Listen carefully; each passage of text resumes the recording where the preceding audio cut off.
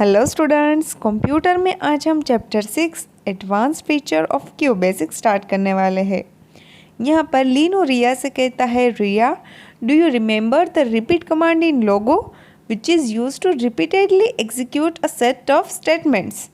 तुम्हें पता है कि हम लोगो में किस तरह से रिपीट कमांड को यूज़ करते थे एक स्टेटमेंट के सेट को रिपीटेडली एग्जीक्यूट करने के लिए। Then Riya says yes Lino I remember. Riya कहती है कि हाँ मुझे याद है।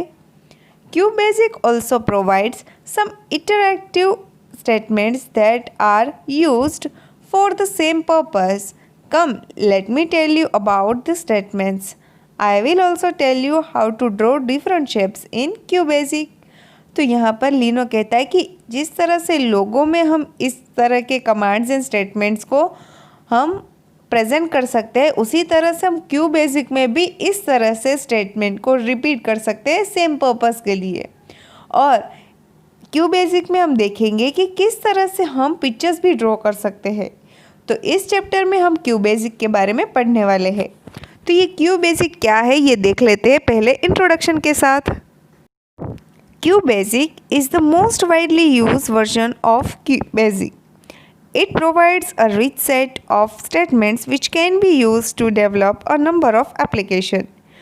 जो बेसिक का जो वाइडली यूज्ड वर्जन है वो है क्यूबेसिक, और इसके अंदर स्टेटमेंट का ऐसा सेट प्रोवाइड होता है जिसका यूज़ हम ज़्यादा से ज़्यादा कर सकते हैं for developing number of applications. Its easy to use syntax and close resemble with the English language makes it a suitable language for learning programming. और इसका जो सिंटैक्स है, इसका जो यूज़ करने का मेथड है बहुत ही इजी है, और इसमें इंग्लिश लैंग्वेज आती है इसीलिए वो हमारे लैंग्वेज के साथ ज़्यादा सूटेबल है, और प्रोग्रामिंग के लिए हमें मोर इफ़ेक्टिवली हम इसको अच्छे से समझ पाते, अच्छे से सीख पाते हैं.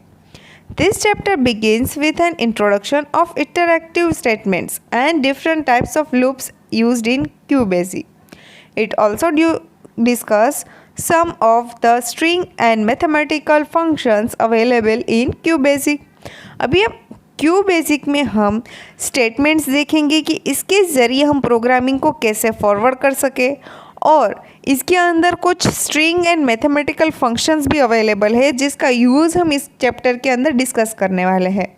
The chapter concludes with a discussion on how graphics and sound effects can be included in QBasic program. और इस चैप्टर में जो ग्राफिक्स है और जो साउंड इफ़ेक्ट्स है वो हम कैसे QBasic प्रोग्राम के अंदर कंक्लूड कर सकेंगे ये भी हम डिस्कस करने वाले हैं.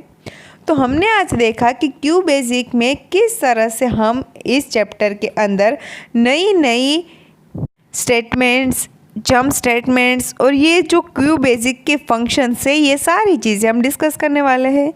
तो आपको हमने जहाँ तक आज चैप्टर रिफ़र किया है वहाँ तक आपको इस चैप्टर को रीड करना है और इसे अच्छे से समझना है. नेक्स्ट टाइम हम देखेंगे आगे के टॉपिक्स. तब तक के लिए stay home, stay safe. Thank you.